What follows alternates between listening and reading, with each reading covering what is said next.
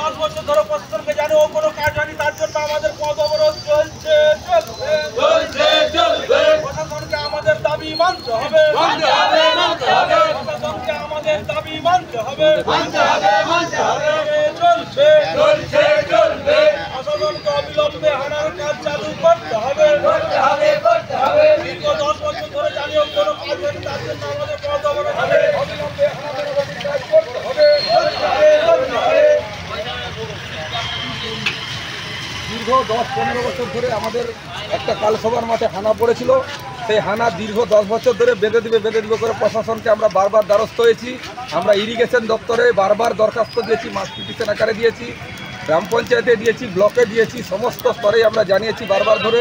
তেনারা বারবার কথা দিয়েছেন এইবারে বন্যা মরে গেলে, জল মরে গেলে আমরা হানা মেরামতি করে দেবো, কিন্তু দীর্ঘ 10 বছর যাবত এখনও পর্যন্ত মেরামত হয়নি। ওই শুধু রাজনগর পশ্চিমের ওই এলাকার নয়, ওই বাঁধ দিয়ে প্রায় ঘাটাল থানার 10-15টা গ্রামের মানুষ আসা যাওয়া করে, ভীষণ অসুবিধার মধ্যে মানুষ পড়েছে। তাই বিরক্ত হয়ে বাধ্য হয়ে আজকে তারা পথ অবরোধে নামতে বাধ্য হয়েছে। আপনার নাম? আমার নাম আশিস দোলে।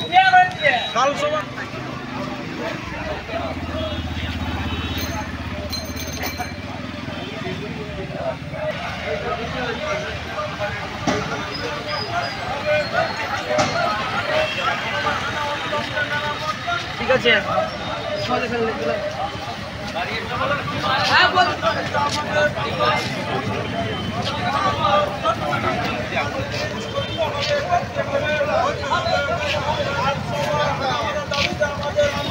কিসের জন্য হচ্ছে?